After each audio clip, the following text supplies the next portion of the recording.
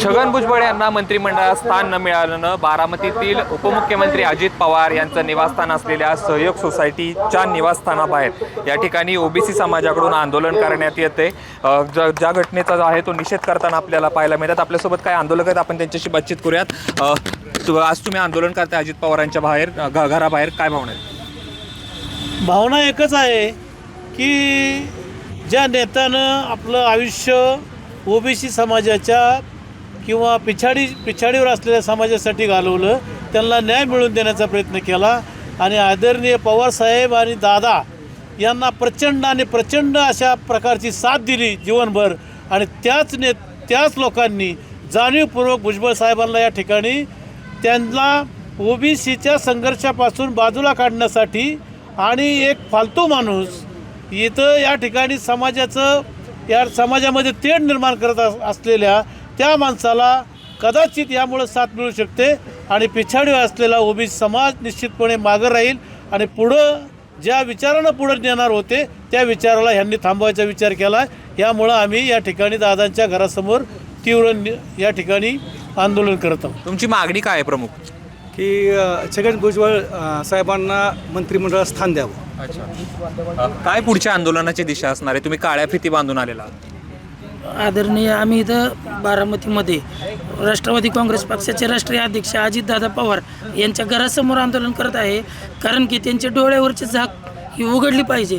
ज्यावेळेस पक्ष फुटला होता त्यावेळेस आदरणीय भुजबळ साहेबांनी पहिला मेळावा घेऊन दादांना जी ताकद दिली, त्यानंतर ओबीसी पूर्ण महाराष्ट्र राज्यात फिरून ची सगळी संघटना राष्ट्रवादी काँग्रेस पार्टीच्या पाठीमागं उभं केली। त्याचं ही फळ आज दादांनी आमच्या आदरणीय भुजबळ साहेबांना दिलेलं दिसतंय। तुमचं असं थेट म्हणणं आहे का अजित पवारांनी त्यांना जो आहे तो मंत्रिपद नाकारलं? हो, बरोबरच आहे ना। राष्ट्रीय अध्यक्ष आहेत, त्यांनी त्यांची जे पक्षाची बांधणीच भुजबळ साहेब करत आहेत। भुजबळ साहेब पक्षाचा कणा आहे, मग कण्याला तुम्ही डावलत असता। जे पक्षामध्ये तटकरे आणि पटेल यांचा किती मानतात तटकरे पटेलांना, जर तटकरे आणि पटेलांच्या जीवात पक्ष चालवत असताल तर मग चालवा। ओबीसीचा आज तुम्हाला 70-80% पक्षाला मतं पडत असतील तर आम्ही त्याचा निषेध करतो। किती वेळ तुम्ही या ठिकाणी बसणार आहात? तुमच्या आंदोलनाची पुढची दिशा काय असणार आहे? आम्ही 2 ते 2.5 तास या ठिकाणी बसणार आहोत सुरुवात म्हणून।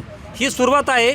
आम्ही गावामध्ये ग्रामपंचायत कार्यालय पुढं अशीच धरून आंदोलन करणार आहेत या तालुक्यामध्ये। ही आज सुरुवात आहे। आम्ही आता गावामध्ये मंडप टाकून धरणे आंदोलन करणार।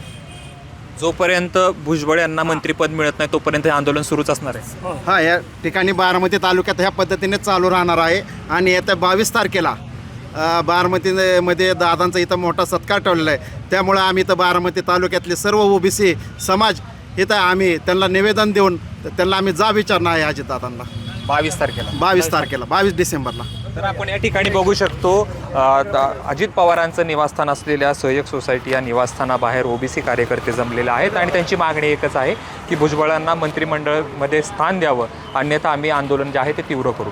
कॅमेरा पर्सन धीरज सह जयदीप भगत, एबीपी माझा, बारामती। एबीपी माझा, उघडा डोळे बघा नीट।